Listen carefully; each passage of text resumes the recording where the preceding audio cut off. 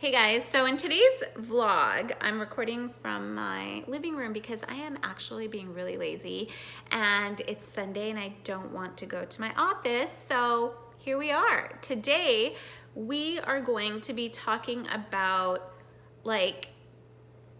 where hope comes from. So not just hope and faith, but where does hope and faith come from and how can we have more of it in our lives? Like how can we practice to have more faith, have more hope? So in order to really get to the nitty-gritty of this, the number one thing that is absolutely the most important thing that you probably will have to come to experience is consciousness. Now, consciousness is a funny thing because within consciousness, there's duality. And duality are your negative experiences or your positive experiences. So, consciousness does not decide the experience that you're going to have. And for negative experiences, let's call that the path or its service to self experiences. The positive experiences are service to others' experiences. So becoming conscious is like we're a vessel, right? Like we are, call yourself mind, body, soul. You're a complex of all three things of mind, body, and soul. So look at yourself as the mind, body, soul complex. Now, consciousness, so here's you. We've been created through this evolution on a spirit ether level, which I'll get into another time. But right now, this vessel is yours. Now, if you want to start looking at consciousness, visualize yourself holding a globe in your hand, and you're looking at the globe. So now that's your duality. So when you're looking at the globe and you're looking at experiences, feelings, what you're going through, thoughts, you have now become aware. You've created consciousness. If your consciousness just became aware. So that's number one, awareness. And awareness, often we say awareness as an observer, but at this level, it's not even awareness as an observer. You're literally just visualize looking into a globe. So you're not, yes, duality is happening, and yes, you are conscious of the duality, but there's no awareness of good or bad. It's kind of like when you're a kid, you're going to, whatever you've been taught by your parents is what you're gonna think is true. It may not be true, but you're gonna have that veil of whatever your parents have taught you, what the school systems have taught you, what the law teaches you. That is your consciousness. So that is kind of the globe that I'm talking about. Like you don't know between right or wrong when you're looking through that globe.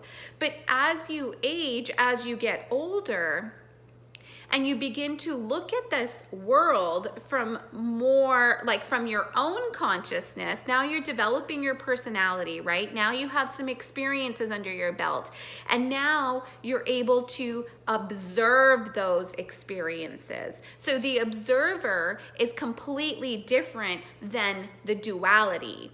So here's the globe, you're looking in, but you do not yet know of right and wrong. Now, let's say you're in your 20s or your 30s, and now you have this globe, but you're starting to create like feelings towards certain circumstances, certain situations. At this point, you have now become the observer of the consciousness. You've become the observer of the duality. So once you become the observer of your own dualities, and this is truth. This is why truth is an illusion, because your truth, the truth that you think for yourself that is true through your experiences is not going to be somebody else's truth. So that's why on a level of spirit, like everything is an illusion because there's no truth. Because other people, if they haven't experienced what you've experienced, their truth is going to be very different than your truth. So once you become the observer, you're able to see what your truth is. And for me, I distinguished this in 2 phases. My truth was, so for me, whenever I think, have I done good? Am I being a good person? The way I observe this and my reactions and my past or what I've done is I always think, have I been of service to others? That is the good path. The bad path, have I acted out of service to self? Now, I just want to disclaim, like a little disclaimer here, service to self isn't a bad thing, but if you are treating other people without empathy meaning you're not treating people the way you would like to be treated, that path is service to self. So I just want to make that very clear, okay? So it's when you lack empathy and you're treating people out of disregard, and you're not treating people the way you would want to be treated. Okay, so now that we have those 2 separations, now that you've become the observer, what begins to happen is in every situation in life, you start to look at it and you'll think, was I in oneness? Was I service to others at this point of view? Because we are all one, right? Like at a unified level, the crown chakra is unity. So this crown is called unity consciousness. When you become aware and you start looking, observing your own actions, like, did I act service to others in a sense where it was unity consciousness? Because every experience you have is to bring you to your crown chakra, is to bring you to this understanding and this realization that we are all one. Everything is in unity with one another. So, hope, okay? Now, in order to have more hope in your life, consciousness, become the observer, and also you have to know your feelings. You have to understand this is the way, and get honest with yourself, because this is the hardest part. I think we're so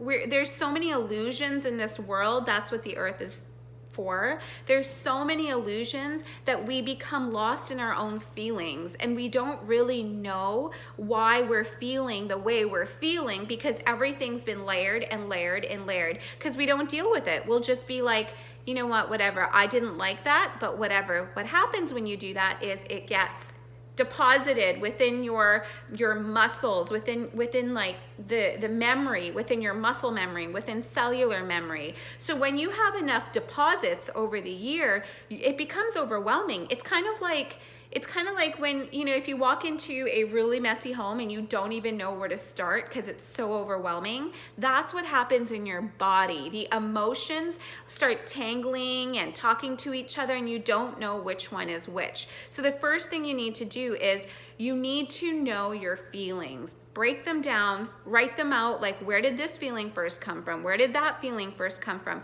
Once you know your feelings, that is when you go into, you'll start realizing, oh shit, that's why I think this way. Your feelings create thought. The thought didn't come first, the feeling comes first. Your feeling creates thought, and your thought is what rules, which is often your ego, what rules your life. Your thoughts are what become you. They become your personality, and they become your experience. So when you begin to take control through awareness and observation over your feelings and understanding where are these coming from?